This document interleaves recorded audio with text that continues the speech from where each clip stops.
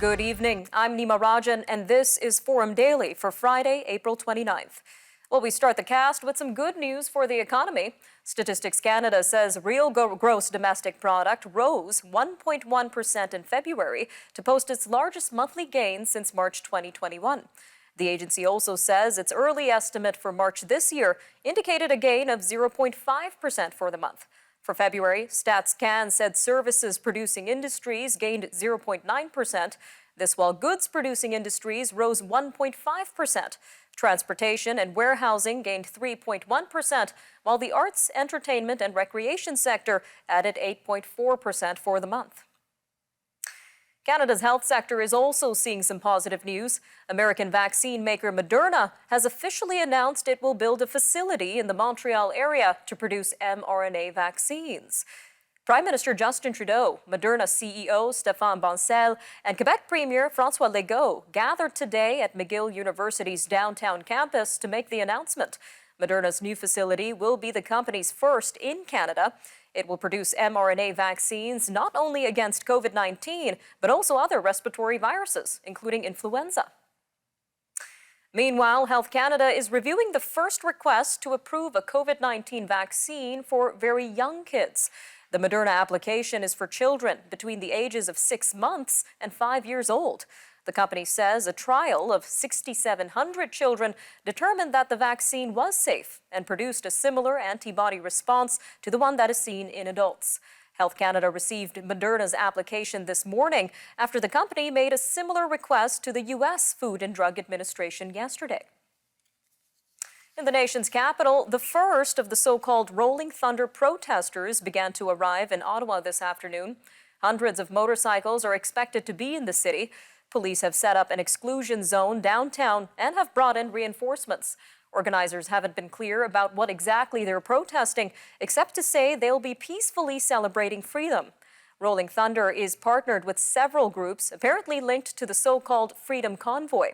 And a statement on the group's website refers to the convoy as a lawful protest that spreads peace and love. Moving to Manitoba now, where a municipality along the U.S. border has declared a local state of emergency. The RM of Montcalm's decision yesterday came as the already waterlogged area braces for the possibility this weekend of even more precipitation. The Red River Valley received up to 70 millimeters of rain last weekend, and forecasters expect another weather system to bring 15 to 30 millimeters of rain to the region in the next few days. On the East Coast, members of the Prince Edward Island legislature have voted unanimously to ask the federal government to change the name of the Confederation Bridge to the Epigwitch Crossing. Epigwitch is the Mi'kmaq word for something lying on the water, and it is the traditional name that the Mi'kmaq people have long used to describe the island. Several members of the legislature said the new name would reflect PEI's commitment to reconciliation. Turning to the west now, where Vancouver is raising the empty homes tax that's designed to ease vacancy rates in the city from 3% to 5% of the property's value. Mayor Kennedy Stewart says boosting the tax starting next year on homes that don't legitimately qualify for an exemption is a big blow to housing speculators. The hike means the owner of a vacant home worth $1.36 million would face an annual tax bill of $68,000. Turning to the Ontario campaign, where the Liberals are proposing to remove the provincial portion of the HST from prepared food purchases under $20. The current exemption maxes out at $4. The Liberals say they would pay for the move by increasing taxes on wealthy Ontarians and highly profitable corporations. Liberal leader Stephen Del Duca says the break would apply to a lot of people's everyday purchases. Tragedy in Kingston, Ontario. The Department of National Defence is investigating a fatal incident involving a vehicle at the Royal Military College campus. It says the incident occurred around 2 a.m. this morning at Point Frederick. The department says that 4 cadets are dead as a result of the incident. Next of kin are being notified, and that the loss is felt across the Royal Military College community. Well, today also marks 2 years since the crash of a Halifax-based military helicopter off Greece that claimed the lives of 6 Canadian Forces personnel. The CH-148 Cyclone helicopter was returning to HMCS Fredericton during a NATO training mission when it crashed into the Ionian Sea. Master Corporal Matthew Cousins, Sub-Lieutenant Abigail Cowbro, Captain Kevin Hagan, Captain Brendan McDonald, Captain Maxime Miron-Morin, and Sub-Lieutenant Matthew Pike all died in the crash. Stay with us. We'll have our energy update up next, right here on Forum Daily.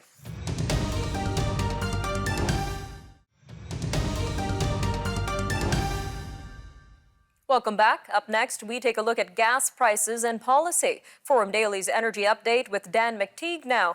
Dan runs the gas prediction website gaswizard.ca. Take it away, Dan. Well, thank you again for that, Nima. Great to be here in the midst of what is, again, another price surge, especially on the diesel side of the fuel equation. Gas prices in Canada have shot up about 12 cents a litre in the past week. Some places haven't seen that increase yet, but if I look at Vancouver, they were $1.98. They're now pushing to $2.08 a litre. I'm looking at a scenario where they're probably going to be up another 2 cents a litre. Not quite the breakthrough number that we saw of all times of 214.9 back on March the 10th, but as an average coming awfully close.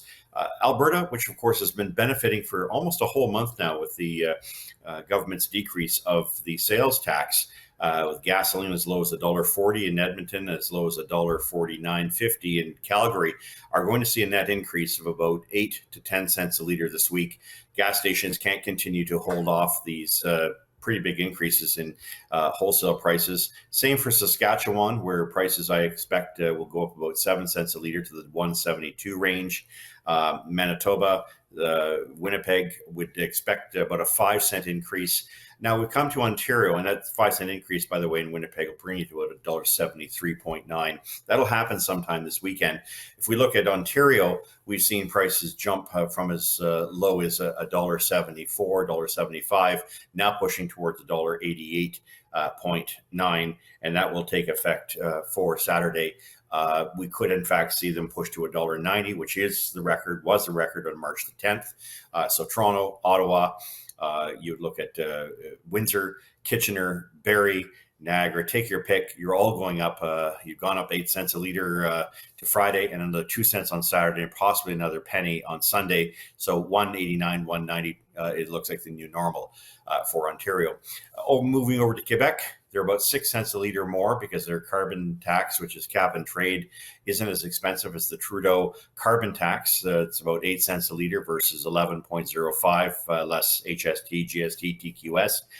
Gasoline by Saturday, Sunday will be at about $1.96.9 to $1.98.9 by Monday in Montreal, 2 cents cheaper, usually in Quebec City, where they have their big refinery.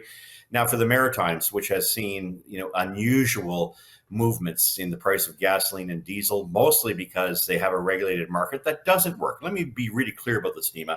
Regulated markets are no security blanket or insulation against higher prices. In fact, we saw Newfoundland raise diesel prices in one fell swoop, 30 cents a litre last night.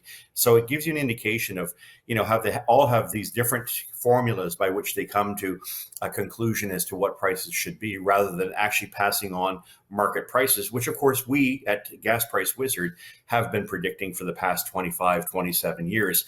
I'm not making an argument that they should be relying on my data. It's just that I think there should be more transparency. If the public is paying for these state secrets, it's up to the state and politicians in Nova Scotia, Newfoundland, New Brunswick, and PEI to put an end to this charade. Regulated prices don't work. Transparency does. And my call would be, of course, for the federal and provincial governments to recognize the damage that can be done when governments get too involved. Now, on that note, the Canadian dollar has lost about 3 cents in value this week. That's added about 4 cents to a litre of gasoline. And I want to put this in perspective.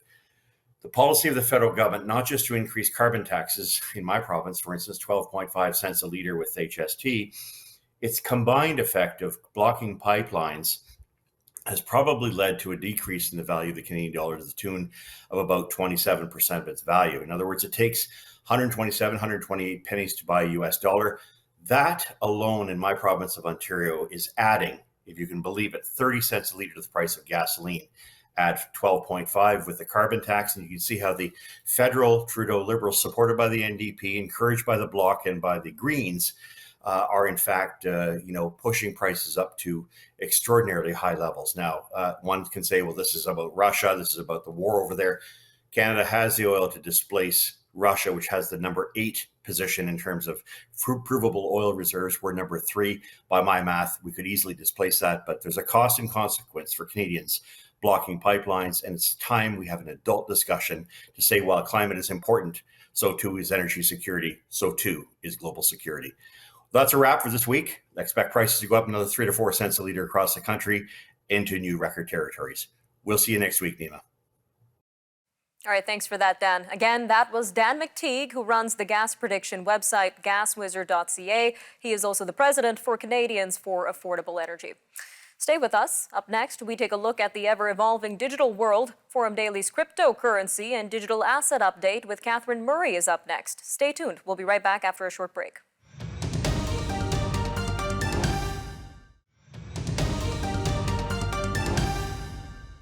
Welcome back. Forum Daily's crypto and digital asset update with Catherine Murray is up. Catherine is the host of The Buck Stops Here, and she joins us now. All yours, Catherine. Thanks, Dima. Hello, everyone, and welcome to your weekly crypto and digital asset update. I am Catherine Murray. Well, we do continue to see volatility in cryptocurrencies alongside the U.S. equity markets. In fact, we are seeing Bitcoin drift towards the lows of the month, briefly below that $38,000 mark. It looks as though Bitcoin's going to be down by about 3% week over week, but recall the other week it was up 3% week over week. So again, a lot of volatility here, and total market cap continues to be around $1.8 trillion for cryptocurrencies. Certainly a number of news items this week. Front and center that got a lot of attention was Goldman Sachs offering their first Bitcoin-backed loan, its first ever lending facility backed by Bitcoin, as the firm continues to push into the crypto asset world. A spokesperson for Goldman describes it as a secured lending facility, so lending cash collateralized by Bitcoin owned by the firm. In simplified terms, basically you get cash for your Bitcoin holdings as collateral. Quite interesting. We've also, of course, heard in the past other Wall Street firms continuing to accelerate their push into digital assets and cryptocurrencies. Just to kind of recap here, Jefferies Financial, they're expanding their banking services for crypto clients. BlackRock, we reported, was part of a funding group of $400 million into stablecoin company Circle. Cowen & Co. has also started a digital asset unit. And interestingly here as well, Fidelity, one of the largest financial services companies in the world, is allowing retirement savers to put Bitcoin into their 401k retirement plans to the tune of up to 20%. But I also, of course, want to point out that many of the new cryptocurrencies are actually underwater relative to Bitcoin. This is according to Jump Trading Group. 80% of new cryptocurrencies minted or mined, however you want to look at it these days, are actually seeing zero returns relative to Bitcoin. But it is a relative game. And they did actually, interestingly enough, analyze 3,700 tokens. So quite a large group there. In terms of the increased use case for Bitcoin, this is always interesting because there's always pushback in terms of, well, how and where can you use your Bitcoin or cryptocurrencies? Well, we do continue to see adoption. PayPal CEO said that they are doubling down on their digital wallet efforts. Payments processor Stripe said that they're going to let clients make payments in USDC stable coins. And that basically means that Stripe is going to allow customers to pay, or customers, sellers, freelancers, pay with stable coins. So interesting there. And also, of course, Twitter is saying that they're going to be one of the first is going to try out this new feature. Away from that, we of course always want to keep our eyes on what governments around the world are doing and allowing with respect to cryptocurrencies. We did hear that the Central African Republic has adopted Bitcoin as legal tender. By legalizing Bitcoin as a currency, they hope, according to them, to attract more investors. And also, they do believe that there will be easier use of transfer of funds. Recall, which of course can be difficult in that country. Recall that El Salvador adopted Bitcoin as legal tender back in September of 2021. That seems so long ago now. Now, of course, the pushback as a country adopting it as legal tender, legal currency, would be that there's so much volatility. They question financial stability and also consumer protection. So not all buy-in, but you wouldn't expect that to be the case at this point either. Now, of course, one of the big news items this week was Elon Musk purchasing Twitter for $44 billion. Recall that we believe Elon Musk is a fan of cryptocurrency. Last year, he bought Bitcoin, and as of the end of March of this year, it looks as though, through Tesla, I should say, it looks as though there's $1.3 billion worth of digital assets on their books. So big question that we'll leave you with this week is, what will that mean as it relates to any type of payments or advertising dollars in Bitcoin, stablecoin, cryptocurrencies related to Twitter? I think there's a lot left to see there. Nima, I'll leave it back to you. A lot to think about. Have a great week. A lot to keep our eyes on, Catherine. Thanks for that. For more on what's happening in the markets, business or money, tune into Catherine Murray on The Buck Stops Here. All right, well, meanwhile, the U.S. government is reporting a sharp rise in consumer prices as well as employee pay. An inflation gauge closely tracked by the Federal Reserve surged 6.6% in March compared with a year ago. It is the highest jump of 12 months in 4 decades, and further evidence that spiking prices are pressuring household budgets and the health of the economy. Yet there are signs that inflation might be slowing from its galloping pace and perhaps nearing a peak, at least for now. A look at news from around the world up next, so stay tuned to Forum Daily. We'll be right back shortly.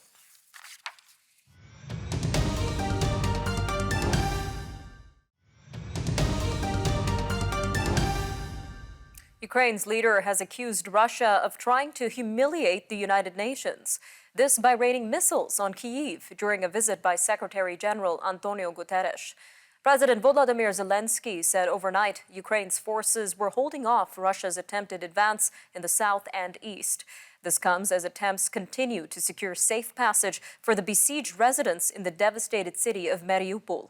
Meanwhile, the U.S.-funded broadcaster Radio Free Europe, Radio Liberty, says one of its journalists has been killed by the Russian missile strike on Ukraine's capital Kyiv on Thursday night. The eastern industrial heartland in the Donbass remains the focus of Moscow's war.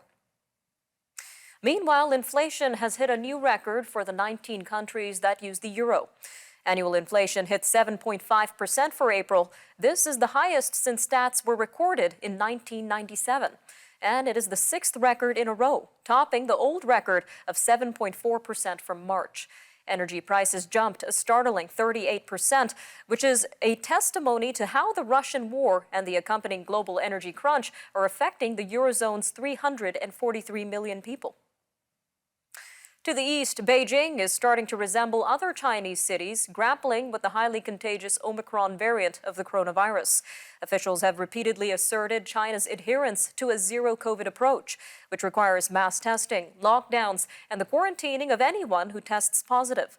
Many countries are dropping restrictions and trying to live with the virus, but China is keeping its international borders largely shut and closing off entire cities to all but essential travel. For the Chinese capital, the political stakes are high as the ruling Communist Party prepares to hold a crucial national congress. Well, South Africa is also dealing with a surge in cases. The health minister says it is likely that the country has entered a new wave of COVID-19 earlier than expected. This as new infections and hospitalizations have risen rapidly over the past 2 weeks. He said officials will be watching carefully over the next few days to determine if the increase is sustained, which would confirm a new wave. South Africa's new infections are now several thousand per day. This is up from a few hundred just a few weeks ago. More explosions have been reported in Afghanistan while its Taliban leaders continue to withhold details. The Taliban spokesman says a powerful explosion at a Sunni mosque in Kabul has killed at least 10 worshippers and wounded at least 30. This came as hundreds gathered at the mosque on the last Friday of the Muslim holy month of Ramadan. Taliban officials at the scene have refused to give more details, but residents of the area say they fear the number of casualties may be higher since the mosque was packed with worshippers. The source of the explosion was not immediately known, and no one has claimed responsibility. Nearby in Iran, thousands of Iranians have marched in rallies in the capital of Tehran to mark Jerusalem Day, which Iran says is an occasion to express support for the Palestinians. It was the first time such marches were held since before the coronavirus pandemic. Iran has been marking the day, the last Friday of the holy month of Ramadan, since the start of its 1979 Islamic Revolution, led by the late Ayatollah Ruhollah Khomeini. It is also known as Quds Day, after the Arabic name for Jerusalem. Demonstrators chanted "Death to Israel" and "Death to America," which are slogans that have also become tradition in mass rallies in Iran since its revolution. Digital giant Google has expanded options for keeping personal information private from online searches. The company said on Friday it will let people request that more types of information be removed from search results. These include personal contact information like phone numbers and email, and physical addresses. The new policy also allows the removal of other information that may pose a risk for identity theft, such as confidential login credentials. Google says open access to information is vital, but so is empowering people with the tools they need to protect themselves and their sensitive personal information. And in the city of Munich, the annual Oktoberfest festival is on again this fall, following a 2-year pause due to the pandemic. The mayor of the Bavarian capital says the popular beer festival will be staged without restrictions from September 17th to October 3rd, Germany's National Day. The Oktoberfest was first held in 1810 in honor of the marriage of Crown Prince Ludwig of Bavaria and Princess Therese. It's been canceled dozens of times during its more than 200-year history due to wars and, of course, pandemics. All right, I'm Nima Rajan, and that'll do it for your look at national and international news for today. Remember, for more news on demand, you can always visit our website, thenewsforum.ca, and make sure to follow us on our social media handles on Facebook, Instagram, and Twitter. You can also watch all of our commentary, programming, and interviews on the News Forum YouTube channel. All right, take care, Canada. We'll see you next time.